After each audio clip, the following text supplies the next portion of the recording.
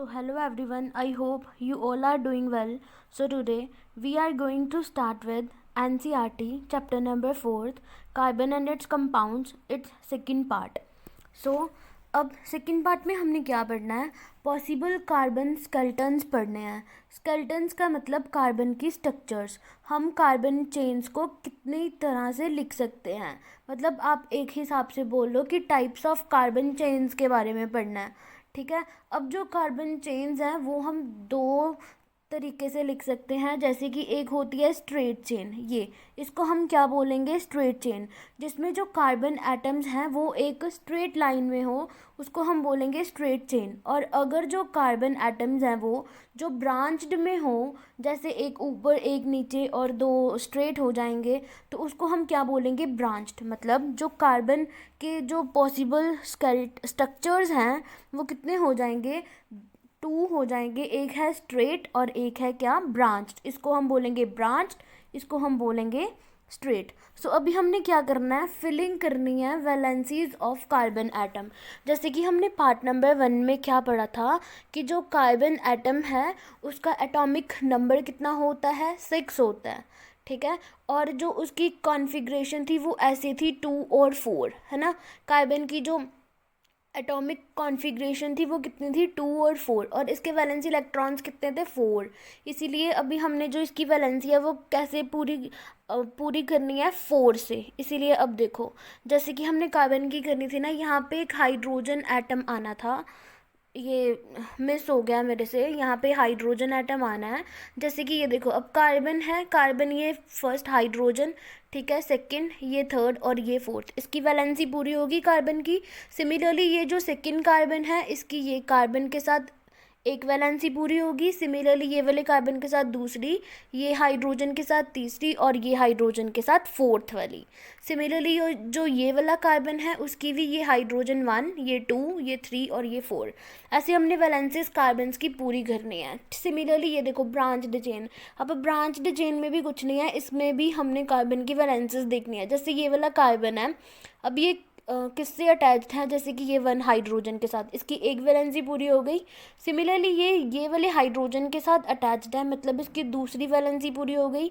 और ये कार्बन है, इसकी तीसरी वैलेंसी पूरी करेगा, और ये जो हाइड्रोजन है इसकी 4th वैलेंसी पूरी करेगा, इसीलिए अब इसकी कार्बन की वैलेंसी पूरी हो गई। सिमिलरली ये देखो, अब ये जो कार्बन है ये इसकी फर्स्ट वैलेंसी ये वाला हाइड्रोजन कंप्लीट कर देगा, सेकेंड ये वाला कर देगा, सिमिलरली ये थर्ड और ये फोर्थ, ये इसका कंप्लीट हो गया वैलेंसी। सिमिलरली ये वाला है उसकी ये एक कर देगा, सिमिलरली ये वाला और ये वाला। सिमिलरली ये जो है उसकी ये 1 2 3 और ये 4। सिमिलरली जो ये था उसका 1 2 3 और 4।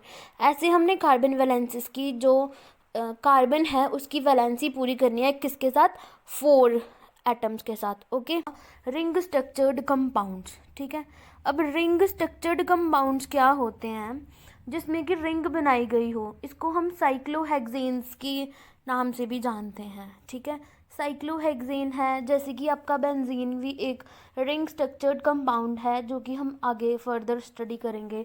अब जैसे कार्बन है, ठीक है, ये वाला कार्बन इस वाले कार्बन के साथ जुड़ा, ठीक है, ये फर्दर क्या बना रहे हैं, एक रिंग बना रहे हैं, इसीलिए इसको रिंग स्ट्रक्चर्ड कंपाउंड बोला गया है। और साइक्लोहेक्सेन क्यों, क्योंकि एक तो रिंग में है, और जो भी कंपाउंड आपका रिंग में होगा उसको हम साइक्लो के नाम से डोनेट करेंगे। हेक्सेन क्यों, क्योंकि कितने कार्बन के एटम्स हैं, ओवरऑल 6 कार्बन के एटम्स हैं। ठीक है, और अब क्या करना है इसमें, फिर से फिलिंग करनी है वैलेंसी ऑफ कार्बन एटम। मैंने जैसे आपको बताया कि जो कार्बन है उसकी कितनी वैलेंसी होगी, 4, तो हमने कितने इलेक्ट्रॉन्स फिल करने हैं, 4 इलेक्ट्रॉन्स फिल करने हैं। जैसे कि ये देखो, यहाँ पे 1, ये 2, सिमिलरली ये वाला कार्बन इस वाले कार्बन के साथ जुड़ा हुआ है 3, और ये वाला कार्बन इस वाले कार्बन के साथ जुड़ा हुआ है 4।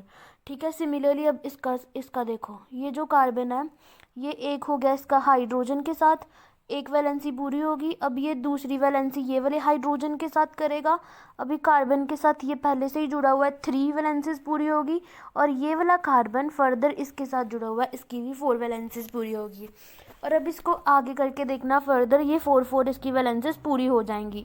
जैसे मैंने आपको ऊपर बताया कि बेंजीन जो है हम उसको भी रिंग स्ट्रक्चर्ड कंपाउंड्स बोलते हैं। और बेंजीन को हम कैसे डोनेट करते हैं, C6H6 के साथ। ठीक है, अब कार्बन के कितने होंगे ये देखो, 1 2 3 4 5 6, कार्बन के 6 हो गए। और अभी हमने हाइड्रोजन लगाने हैं इसके साथ, हाइड्रोजन, इधर भी हाइड्रोजन हाइड्रोजन। और जो बेंजीन का स्ट्रक्चर है ना वो ऐसा होता है कि मतलब जो बेंजीन का फॉर्मूला है वो होता है C6H6। सो हमने उसका बेंजीन का ये वाला स्ट्रक्चर बना दिया। ओके, सो अभी वैलेंसी पूरी करने के लिए क्या हो गया कि ये जो कार्बन है, अब ये हाइड्रोजन एक, ठीक है, ये दूसरा, और सिमिलरली ये जो कार्बन है ये इसके साथ भी जुड़ा हुआ है, थर्ड। और अब इसमें डबल बॉन्ड क्यों आ गया, क्योंकि हमने इसकी वैलेंसी पूरी करनी थी। क्यों, क्योंकि सो कहते हैं कि जो ऑल दी कंपाउंड्स जो कंटेन क्या करते हैं, कार्बन और हाइड्रोजन्स, उनको हम क्या बोलते हैं, हाइड्रोकार्बन्स। ठीक है, वो वाले कंपाउंड्स जो हमारे पास कंटेन करते हैं कार्बन और हाइड्रोजन्स, उसको हम बोलते हैं हाइड्रोकार्बन्स। जैसे कि सैचुरेटेड कार्बन कंपाउंड्स को हम क्या बोलते हैं, एल्केन्स। मतलब सैचुरेटेड होते हैं सिंगल बॉन्ड वाले, है ना, हमने ये पार्ट नंबर 1 में पढ़ा था। और सैचुरेटेड जो कार्बन कंपाउंड्स होते हैं उनको हम क्या बोलते हैं, अल्केन्स। और जो अनसैचुरेटेड कार्बन कंपाउंड्स हैं उनको हम बोलते हैं एल्कीन्स। ENE और ANE, इसमें बहुत ज़्यादा फ़र्क है। जैसे कि ये जो डबल बॉन्ड्स वाले, मतलब जो अनसैचुरेटेड डबल बॉन्ड्स वाले होते हैं उनको हम बोलते हैं एल्कीन्स। और जो अनसैचुरेटेड ट्रिपल बॉन्ड वाले होते हैं उनको हम बोलते हैं, क्या बोलते हैं, एल्काइंस। और जो सिंगल बॉन्ड वाले होते हैं उनको बोलते हैं एल्केन्स। ओके, अब हमने पढ़ना है functional groups of the carbon compounds. अब हमने फंक्शनल ग्रुप्स के बारे में पढ़ना है। किसके फंक्शनल ग्रुप्स हैं, कार्बन कंपाउंड के फंक्शनल ग्रुप्स हैं ये वाले। ठीक है, अब हमने पढ़ना है हेट्रो एटम्स। ठीक है, क्लास ऑफ द कंपाउंड्स है और फॉर्मूला है फंक्शनल ग्रुप्स का। कैसे कि अगर हम क्लोरीन या ब्रोमीन ले लें, ठीक है, अगर आपका कार्बन चेन के साथ या तो क्लोरीन एटम अटैच्ड है और या ब्रोमीन एटम अटैच्ड है, तो हम उसको क्या बोलेंगे, हेलो, हेलो कंपाउंड्स बोलते हैं। अगर क्लोरीन एटम है तो उसको हम बोलेंगे क्लोरो, और अगर ब्रोमीन एटम है तो उसको हम बोलेंगे ब्रोमो। ठीक है, और अगर सिंगल बॉन्ड है तो हम उसको क्या बोलेंगे, एल्केन्स। जैसे कि ये देखो, सिंगल बॉन्ड Cl और सिंगल बॉन्ड Br, ये फर्स्ट वाला समझ आ गया। सिमिलरली सेकंड में क्या है, अगर हमारे पास ऑक्सीजन एटम है, मतलब कार्बन चेन के साथ अगर ऑक्सीजन एटम प्रेजेंट है तो हम क्या करेंगे, इसमें आ जाएगा या तो अल्कोहल्स हैं, ठीक है, या एल्डिहाइड होंगे, या कीटोन्स होंगे, और या कार्बोक्सिलिक एसिड्स होंगे।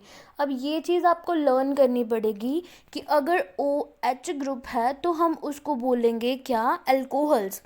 और अगर CHO है तो एल्डिहाइड्स। अगर C डबल बॉन्ड O है तो कीटोनिक ग्रुप बोल देंगे। और अगर C double bond O single bond OH है तो उसको कार्बोक्सिलिक एसिड्स बोल देंगे। और जो कार्बोक्सिलिक एसिड्स है ना उसको हम ऐसे भी लिख सकते हैं, C double O with H। Okay, similarly है होमोलॉगस सीरी। अब होमोलॉगस सीरी क्या होती है, कहते हैं कि इन एन ऑर्गेनिक केमिस्ट्री में जो होमोलॉगस सीरी है वो क्या है, सीक्वेंस है कंपाउंड्स की with the same functional group. क्या होता है, सेम फंक्शनल ग्रुप होता है और सिमिलर केमिकल प्रॉपर्टीज़ होती हैं। मतलब ऑर्गेनिक केमिस्ट्री में एक होमोलॉगस सीरी वो सीक्वेंस होता है कंपाउंड्स का जिसमें सेम फंक्शनल ग्रुप हो और सिमिलर केमिकल प्रॉपर्टीज़ हो। ठीक है, इन विच, जिसमें क्या हो, the members of the series can be branched और unbranched by the differ by CH2। मतलब अगर हमने चेन बनानी है, जैसे कार्बन की चेन बनानी है, ठीक है, और इसकी वैलेंसी पूरी करने के लिए यहाँ पे CH2 होगा, ठीक है, यहाँ पे CH होगा, यहाँ पे CH होगा और यहाँ पे CH2 आएगा। मतलब इन्होंने ये चीज़ बोली हुई है कि होमोलॉगस सीरी क्या होती है, एक ऑर्गेनिक केमिस्ट्री में जो सीक्वेंस होता है कंपाउंड्स का जिसमें कि सेम फंक्शनल ग्रुप हो और सिमिलर केमिकल प्रॉपर्टीज़ हो, मेंबर्स ऑफ सीरीज जो ब्रांच करें, किसके साथ ब्रांच्ड हो, डिफ़र किसके साथ करें, CH2 के साथ डिफ़र करें। ओके, और जैसे कि अब हमने पढ़ना है क्या, जैसे कि इन्होंने बताया हुआ है कि जो मॉलिक्यूलर मास है वो कितना इंक्रीज़ करेगा इन एन होमोलॉगस सीरीज़, क्या होगा कि होमोलोगस सीरी में जो मॉलिक्यूलर मास है किसी भी कार्बन चेन्स का या किसी भी कंपाउंड का, वो क्या करेगा, इंक्रीज करेगा। और जो ग्रेडिएशन है फिजिकल प्रॉपर्टीज़ में वो हमें दिखेंगी। ठीक है, ये क्यों होगा? क्योंकि जो मेल्टिंग और बॉइलिंग पॉइंट्स हैं वो इंक्रीज करेंगे जब हम मॉलिक्यूलर मास को इंक्रीज करेंगे, किसमें? होमोलोगस सीरीज में। ओके, सो अभी हमने पढ़ना है क्या? Nomenclature of the carbon compounds, मतलब हम कार्बन कंपाउंड्स को नेमिंग, नॉमेनक्लेचर को आप नेमिंग भी बोल सकते हो, कि हम कार्बन कंपाउंड्स को नेम कैसे दे सकते हैं, या उनके नेमिंग को हम अब पढ़ेंगे। ठीक है, जो नॉमेनक्लेचर है वो आपको किस पे बेस्ड होता है? सफिक्स पे या प्रीफिक्स पे। सफिक्स क्या होते हैं? जो फ्रेज आफ्टर, ठीक है, सफिक्स जो होते हैं वो फ्रेज आफ्टर वाले होते हैं, और जो प्रीफिक्स होते हैं वो फ्रेज बिफोर वाले होते हैं। मतलब प्रीफिक्स है जो मतलब जो नेम होता है उसके पीछे लगने वाले जो वर्ड्स होते हैं उनको हम प्रीफिक्स बोलते हैं, और जो नेम के आगे वर्ड्स लगें जैसे कि एन है, इन है, आइन है, उनको हम क्या बोलेंगे? सफिक्स बोलेंगे। अब जैसे कि नेम्स ऑफ अल्कोहल्स है, अब अल्कोहल्स के काफ़ी ज़्यादा नेम होते हैं, जैसे कि ब्यूटेनॉल है। ठीक है, ब्यूटेनॉल का मतलब अगर आपके पास 4 कार्बन एटम्स होंगे तो आप क्या लिखोगे? जो अल्कोहल का नेम है ब्यूटेनॉल। ओल क्यों आया? क्योंकि अल्कोहलिक ग्रुप था, OH ग्रुप आएगा। ठीक है, अभी हमने ग्रुप्स पढ़े थे। अब प्रोपेनॉल क्यों है? क्योंकि एक तो 3 कार्बन एटम्स है, और ओल क्यों है? क्योंकि OH ग्रुप है, अल्कोहलिक ग्रुप है। सिमिलरली इथेनॉल, अब इथेन का क्या था? इथेन के 2 कार्बन एटम्स आएंगे ना, जैसे हमने पढ़ा था मीथेन है, इथेन, प्रोपेन, ब्यूटेन, पेंटेन, ऐसे। ठीक है, तो ऑल इसीलिए क्योंकि वो अल्कोहलिक ग्रुप है। ठीक है, अब हमने नेमिंग कैसे करनी है? Naming can be done by the following methods. देखो, अब इसके काफ़ी ज़्यादा मेथड्स आ जाते हैं। ठीक है, नेमिंग करने के लिए, किसी भी कार्बन कंपाउंड की नेमिंग करने के लिए काफ़ी ज़्यादा मेथड्स आ जाते हैं। जैसे अब हमने आइडेंटिफाई क्या करना है? सबसे पहले हमने ये चीज़ आइडेंटिफाई करनी है कि जो कार्बन एटम्स है कंपाउंड में वो कितने हैं। जैसे मैंने आपको बताया कि अगर 1 होगा तो मीथेन होगा, अगर 2 तो इथेन, प्रोपेन, ब्यूटेन, ऐसे। अभी हमने सबसे पहले क्या करना है? अगर हमने किसी भी कार्बन एटम की नेमिंग करनी है तो हमने सबसे पहले कार्बन एटम्स उसके काउंट करने हैं कि उसके कार्बन एटम्स कितने हैं। ठीक है, फिर दूसरा चीज़ हमने क्या करनी है? हमने उसका फंक्शनल ग्रुप देखना है। ठीक है, क्या देखना है? सबसे पहले कार्बन एटम्स क्लियर किए, फिर उसके बाद हमने फंक्शनल ग्रुप्स देखने हैं कि जो फंक्शनल ग्रुप है, अगर OH होगा तो अल्कोहलिक ग्रुप होगा। ठीक है, तो ऑल लगेगा उसके, मतलब ये आगे क्लियर कर देंगे। और जो प्रीफिक्स से फिक्स, ठीक है, अगर आप फंक्शनल ग्रुप देखोगे तो उसके अकॉर्डिंगली आपने प्रीफिक्स और सफिक्स देखने हैं। ठीक है, सिमिलरली थर्ड क्या है? कहते हैं कि जो नेम है फंक्शनल ग्रुप का वो आपको कैसे लिया जाता है? सफिक्स और functional group start with the vowels. कहते हैं कि जो फंक्शनल ग्रुप, अगर आपके जो फंक्शनल ग्रुप है वो आपके सफिक्स में हो, ठीक है, सफिक्स में हो, तो क्या होगा? अगर फंक्शनल ग्रुप्स आपके स्टार्ट हो रहे हैं वॉवल्स के साथ, जैसे कि A, E, I, O, U, then फिर क्या होगा कि जो नेम है कार्बन चेन का वो आपका मॉडिफाई कैसे किया जाएगा? With E। ठीक है, E के साथ ऐड क्या करेंगे? एप्रोगेट सफिक्स ऐड कर देंगे साथ में। जैसे कि 3 कार्बन चेन्स हैं, अगर कीटोनिक ग्रुप है तो हम लिखेंगे ओन। ठीक है, अगर क्रीटोनिक ग्रुप है तो प्रोपेनॉन। ओके, अब फोर्थ वाला क्या था कि अगर कार्बन चेन है जो वो अनसेचुरेटेड है।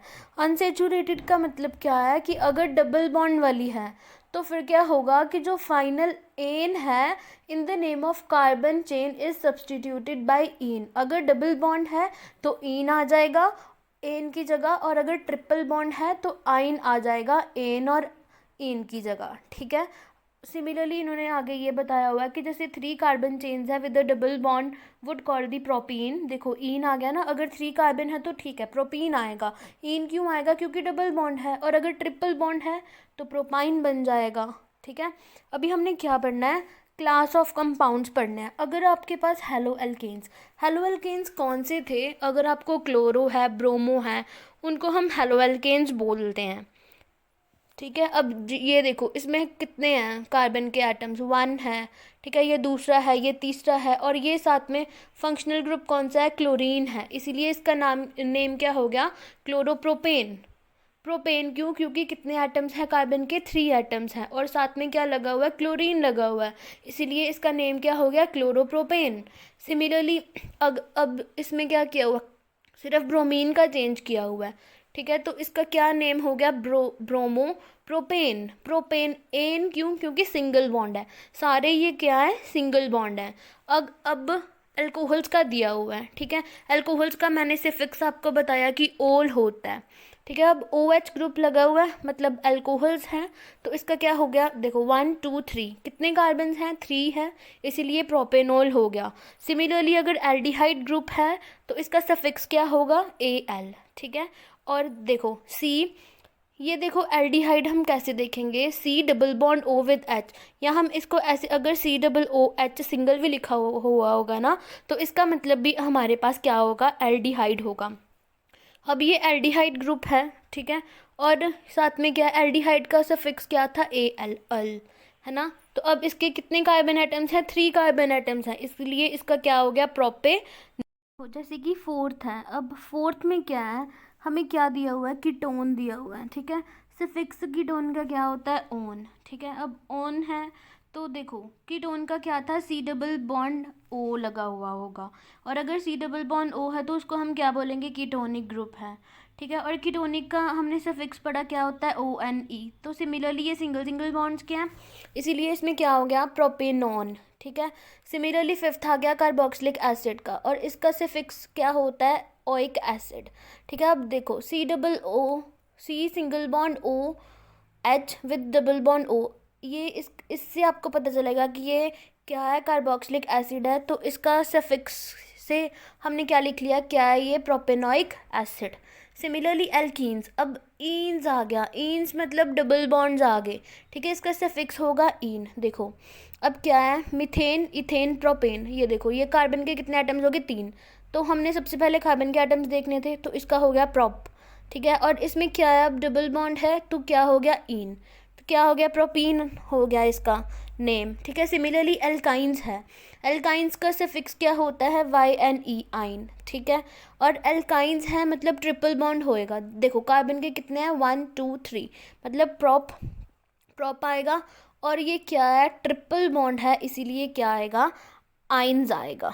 ओके, सो यहाँ पे हमारा जो पार्ट सेकंड है वो ख़त्म होता है। पार्ट थर्ड में हम नेक्स्ट वीडियो में पढ़ेंगे chemical properties of carbon compounds, ethanol और एथेनोइक एसिड के बारे में पढ़ेंगे, सोप्स एंड डिटर्जेंट्स के बारे में पढ़ेंगे।